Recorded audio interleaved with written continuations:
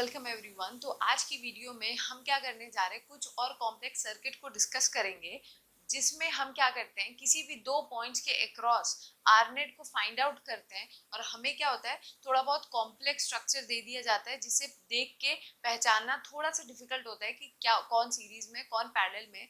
जिसके लिए हमने पिछले वीडियो में दो चीजें पढ़ी थी। One is parallel axis of symmetry and the other is perpendicular axis of symmetry, जिसमें कि मैंने बता रखा था कि जो मच इजियर वे है एंड लेस टाइम कंज्यूमिंग है वो हमारा कौन सा है, परपेंडिकुलर एक्सिस ऑफ सिमेट्री।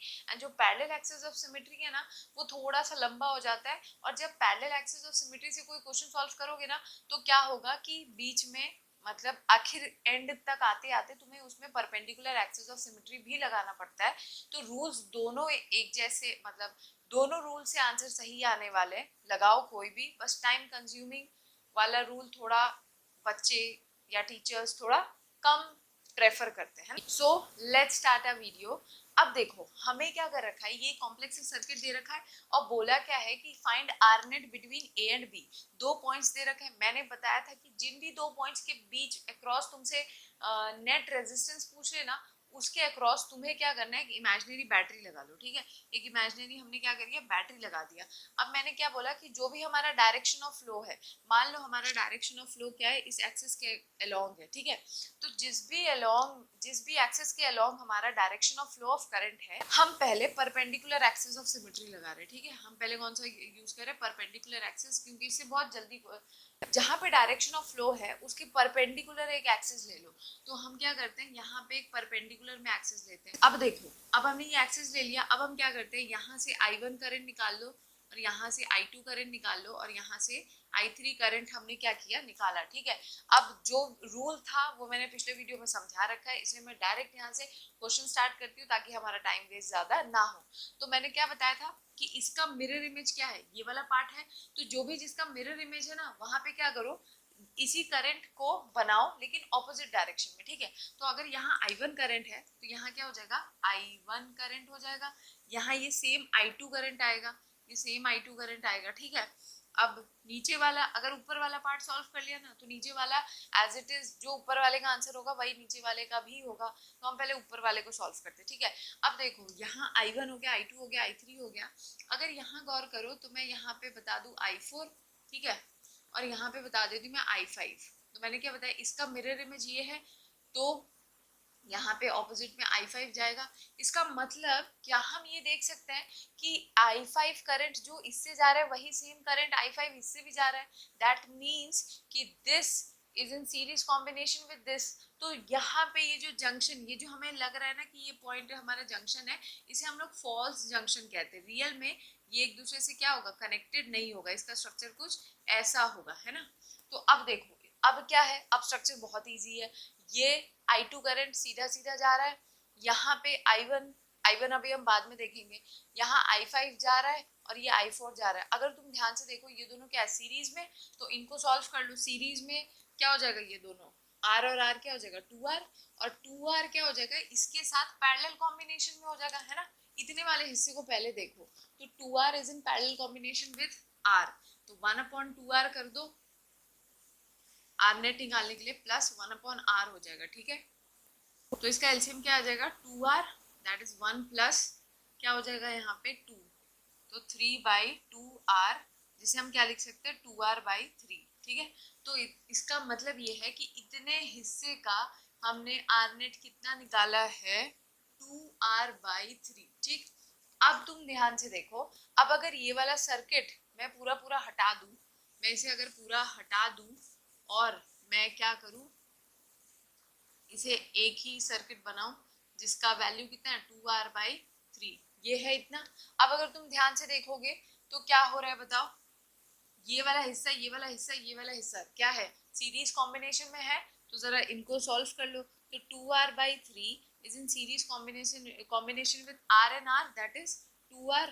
तो इसका एलसीएम ले लो, कितना हो जाएगा 3, ये 3 2 6, 6R plus 2R, that is 8R/3।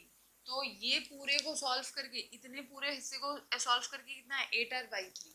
अब देख रहे हो 8r/3 किसके साथ होगा पैरेलल कॉम्ब, इसका मतलब अगर ऊपर वाले हिस्से का 8r/3 है तो नीचे वाले हिस्से का भी क्या आना चाहिए 8r/3। ठीक है, तो क्या मैं इसका थोड़ा अच्छा सा छोटा सा डायग्राम बना सकती हूँ? यहाँ पे मैं डायग्राम बनाती हूँ।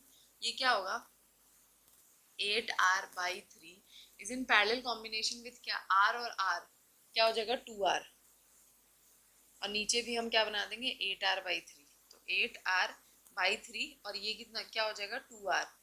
ठीक है, तो अब अगर इसे सॉल्व कर लो पैरेलल में तो क्या हो जाएगा 1/8r/3 है तो 3 ऊपर चला जाएगा, तो 3 प्लस क्या हो जाएगा 1/2r प्लस क्या हो जाएगा 1/8r और फिर से क्या हो जाएगा 3 ऊपर चला जाएगा। ठीक है, अब इसको जरा सॉल्व करो कितना आएगा। अब जब हम इसे सॉल्व करते हैं तो हमारा आंसर कितना आता है 8r, तो 8r आया तो ये तो 3 रहेगा, ये कितना हो जाएगा 4 प्लस 3, ये कितना हो जाएगा 10/8r।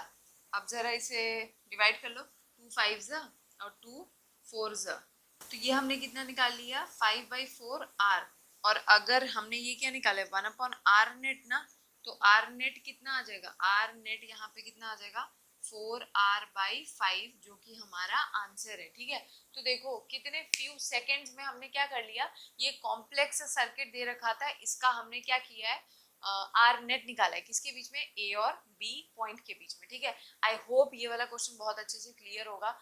अब चाहे तो तुम क्या कर सकते हो, इसे पैरेलल एक्सिस ऑफ सिमेट्री से भी सॉल्व कर सकते हो।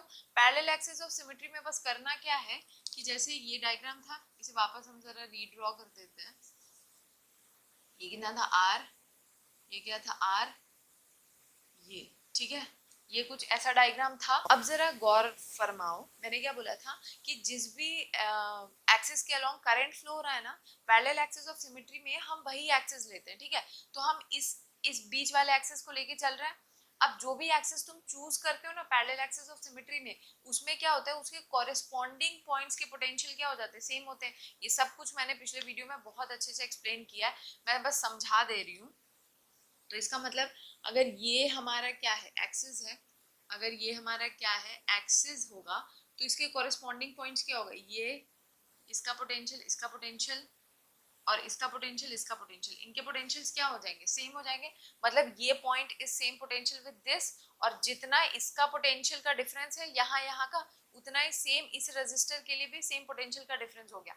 मतलब जब पोटेंशियल सेम होता है that means that resistors are connected in क्या पैरेलल कॉम्बिनेशन। अब हम क्या करेंगे इसका एक डायग्राम बनाएंगे। ठीक है, तो हम क्या कर सकते हैं, मैंने ये चीजें जो है वो पिछले वीडियो में एक्सप्लेन कर रखी। ठीक है, तो मैं यहाँ पे क्या करूंगी डायरेक्ट डायग्राम बनाना स्टार्ट करूंगी। अगर कोई डाउट होता है तो पिछला वीडियो क्या करो एक बार रेफरेंस के लिए देख लो। ठीक है, तो अब हम करने वाले हैं, हम कुछ पॉइंट्स बनाते हैं। ये एक पॉइंट है, ये एक पॉइंट है। अच्छा, ये बनाने के लिए ना बेटर होगा कि हम इसे जरा नेम कर देते हैं, तो हम सारे पॉइंट्स को जरा नेमिंग करते हैं।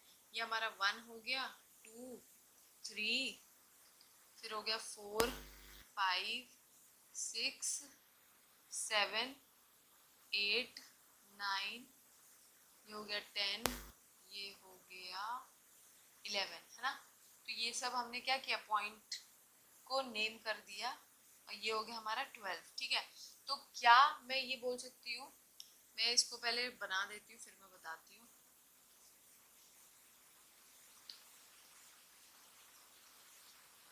अब हम क्या करेंगे यहाँ पे बनाएंगे, ये 10th वाला है, ये हमारा क्या है 5th वाला है। यहाँ पे क्या हो जाएगा डायग्राम थोड़ा सा रफ रहेगा। 1 के साथ क्या है ये 3rd वाला हो गया पैरेलल में, ये हो गया 3rd वाला पैरेलल। 5th के साथ क्या हो जाएगा 12th वाला आ जाएगा पैरेलल में, तो 12th वाला आ गया पैरेलल में, ये 3rd था। और 10 के साथ क्या आएगा, हमें मैंने बताया था ना इसका नाम क्या होता है फोल्डिंग सिमेट्री। तो इसे एज इट इज ऐसे उठा के क्या करो इस पॉइंट पे रख के फोल्ड कर दो। ठीक है, तो 10 के अक्रॉस क्या आ जाएगा 11 वाला आ जाएगा। ठीक, ये आ गया 11 वाला। अब बीच में क्या बच गया 2 और 9 रहेगा, 2 हो गया और 9 हो गया, ये हो गए। और क्या बच गया 4th के साथ 7th वाला आ जाएगा, 4th के साथ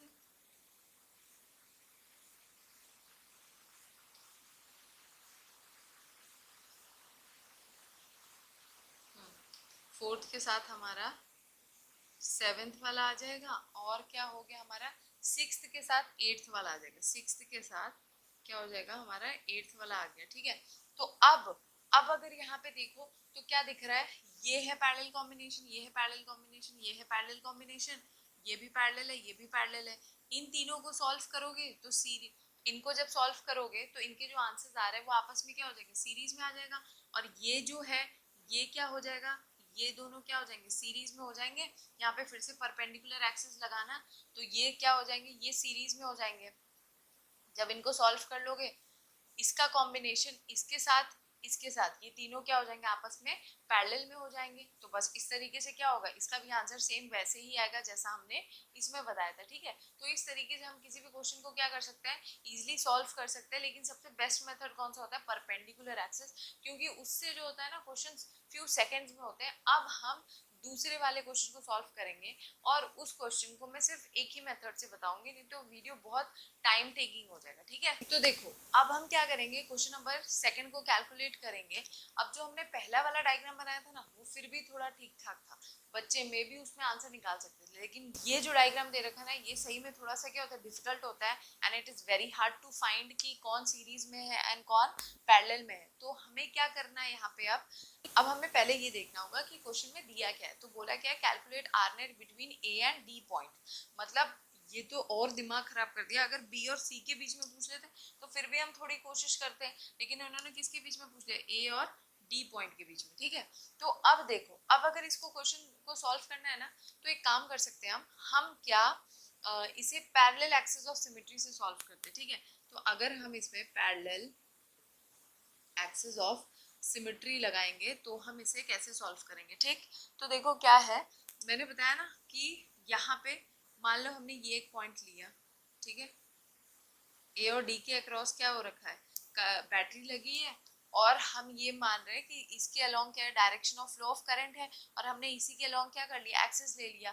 तो मैंने बताया था ना कि जो पैरेलल एक्सिस ऑफ सिमेट्री होता है, उसमें जो एक्सिस तुमने लिया है उसके कॉरेस्पॉन्डिंग पॉइंट्स के पोटेंशियल्स क्या होते हैं, सेम हो जाते हैं। इसका मतलब यहाँ पे potential of V is equals to potential of F and potential of B is equals to potential of C, है ना। तो ये चीज दे रखा है।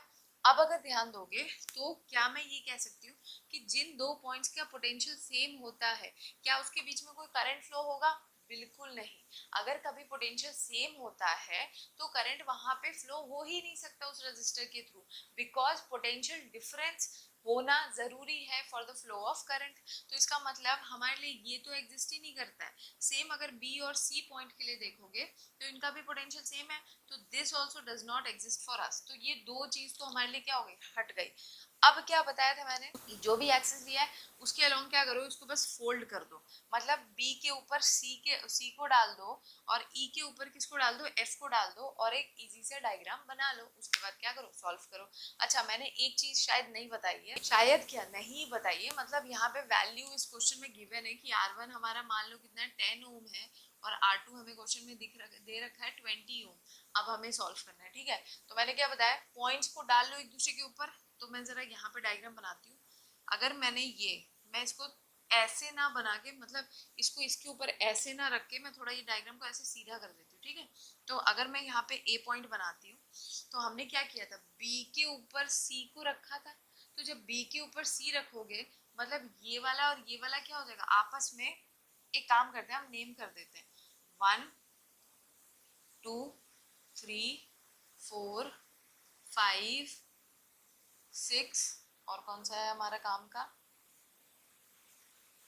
7। हाँ, ये हमने क्या किया, नेम किया। अब इजी है थोड़ा तुम लोगों के समझने के लिए। ठीक है, तो हमने ए पॉइंट लिया, अब हमने बी और सी को क्या कर दिया, सेम पे रख दिया। मतलब पहले तो ए और बी का बना लो। ए और बी के बीच में क्या है, पहले एक रेजिस्टर है, कौन सा, 1 वाला। ठीक, और मैं यहाँ R1 भी लिख देती हूँ। ठीक है, तो ये बी पॉइंट है। अब हमने क्या किया था, इसके ऊपर ये रखा था, मतलब ये फिफ्थ वाला इसके साथ क्या होगा, जो इसका पोटेंशियल है वही इसका पोटेंशियल है। मतलब इन दो पॉइंट्स का पोटेंशियल सेम है, सेम इन दो पॉइंट्स का भी तो पोटेंशियल सेम है। तो जब पोटेंशियल सेम होता है, दैट मीन्स वो दोनों रेजिस्टर्स के आपस में पैरेलल में लगे ना, तो इसका मतलब फिफ्थ वाला क्या हो जाएगा, इसके ऊपर आ जाएगा, ये कुछ इस तरीके से। तो यहीं पे पॉइंट सी भी बन जाएगा और ये हमारा क्या हो गया, फिफ्थ वाला बन गया। ठीक है, अब थोड़ा ज्यादा अच्छा लग रहा है। फिफ्थ वाला कौन सा है, हमारा R1 है। ठीक, अब हम क्या करेंगे, हमने क्या किया है, इसको इस पे रखा है, मतलब V और E के बीच में भी एक क्या है, रजिस्टर लगा है।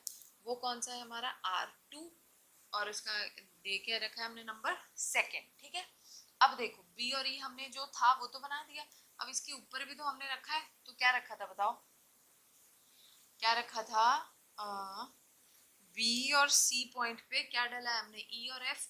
तो मतलब ये R2 7 वाला क्या है, पैरेलल कॉम्बिनेशन में है, 7 वाला है पैरेलल कॉम्बिनेशन में, और ये क्या है, R2। तो यहाँ पे क्या आ गया, E, F। ठीक है, तो अब ये चीज यहाँ तक समझ आ गई। अब बस बच क्या गया, ये पॉइंट और ये पॉइंट, मतलब थर्ड और फोर्थ वाला।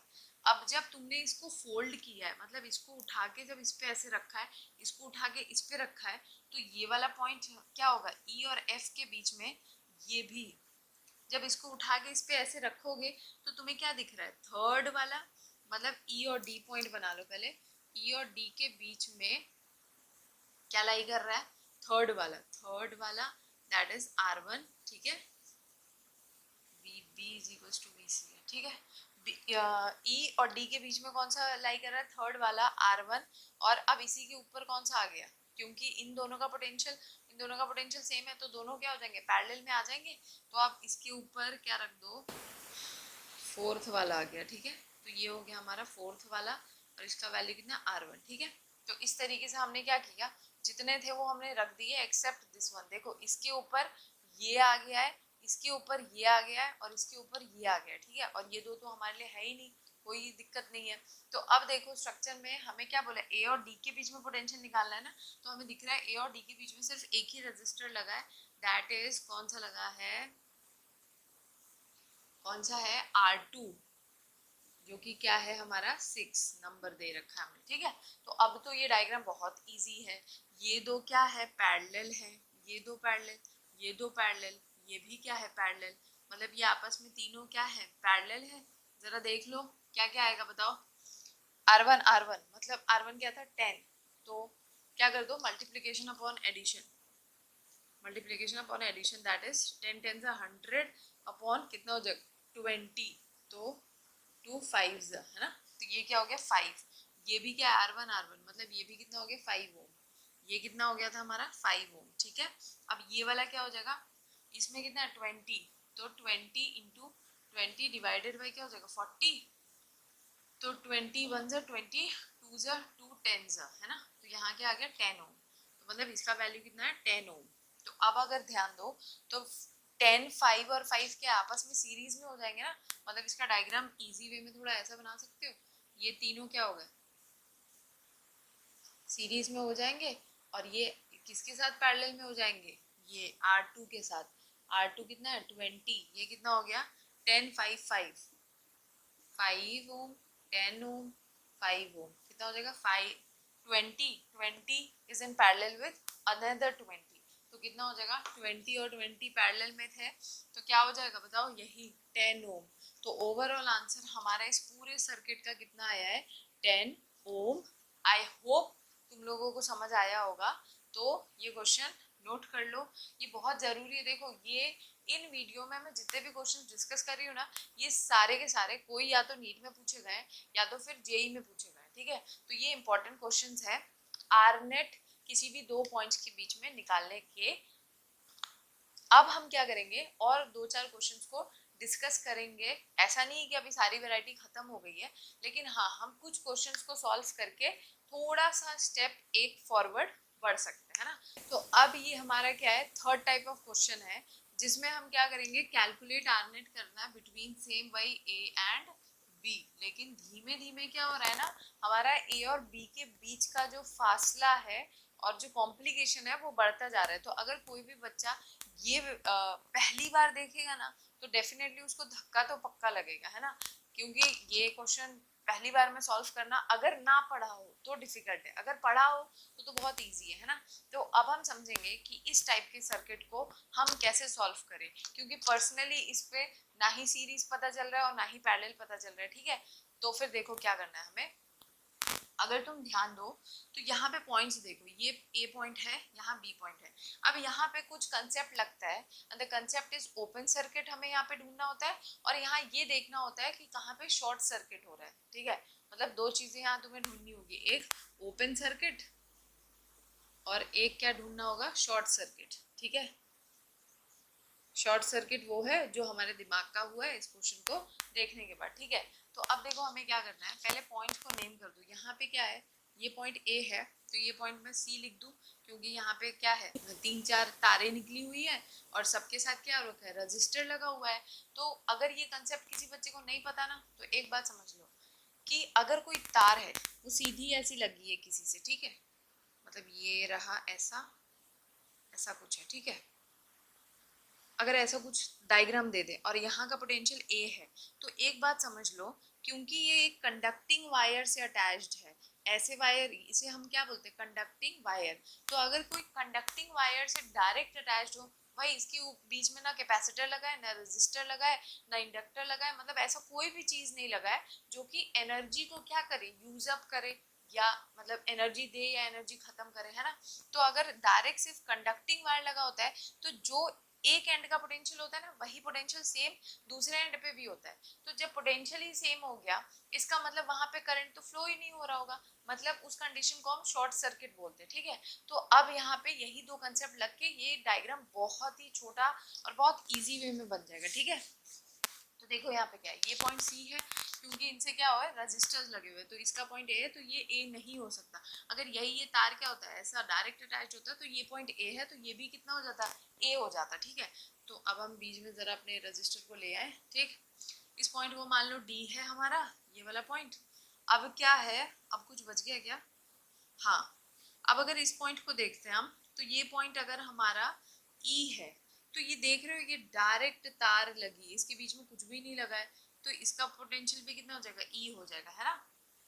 तो ये पोटेंशियल ई हो गया।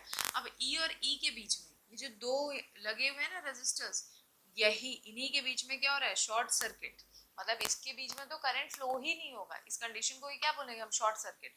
तो ये हमारे लिए अब क्या करेगा, एग्जिस्ट ही नहीं करेगा, तो अब इसको तुम भूल जाओ, हटा दो डायग्राम से। अब दूसरा देखो, अब दूसरा अगर देखो, हमेशा हम किसके बारे में स्टडी करते हैं बेटा, जब एक सर्किट क्लोज्ड होना चाहिए, ऐसा नहीं कि सर्किट खुला खुला हो। तो अगर तुम ध्यान दो तो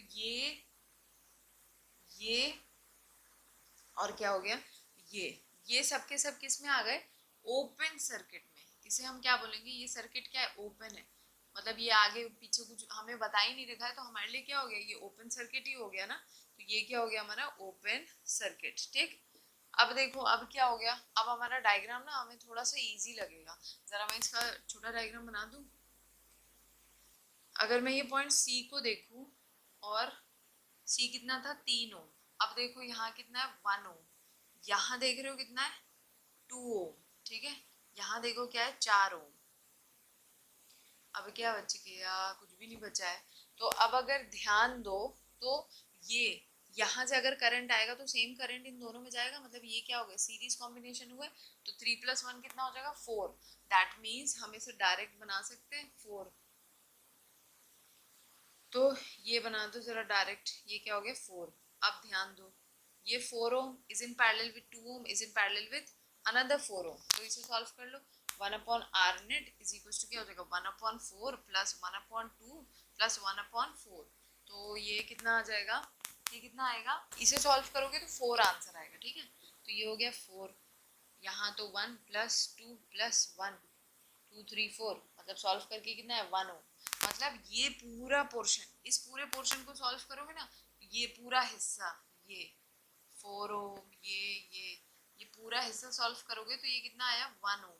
अब जरा देखो, अब बच गया सर्किट में, ये वाला हिस्सा तुमने सॉल्व ही कर दिया। इसके नीचे क्या है, इसके नीचे क्या लगा है, 5 ओम, और यहाँ क्या लगा हुआ है, 2 ओम। ठीक है, ये पूरा हिस्सा तुमने सॉल्व कर दिया, कितना आया हमारा, 1 ओम। ठीक है, तो अब एक बात बताओ, हम क्या कर सकते हैं, हम जरा इसको पूरे को हटा दें, इतना तामझाम हम क्यों रखे किसी के बीच में। ये है, ये हो गया 1 ओम, ये हो गया 5 ओम, 5। अब ये दिख रहा है ये कैसा कॉम्बिनेशन है, सीरीज, तो इसे सॉल्व कर लो, 5 6 7 8 ओम, मतलब आंसर कितना है, 8 ओम। देखो कितना इजी था, मतलब ये डायग्राम सिर्फ देखने में कॉम्प्लिकेटेड है, अगर तुम्हारा कंसेप्ट क्लियर है तो तुमसे इजीली सॉल्व हो जाएगा, ठीक है।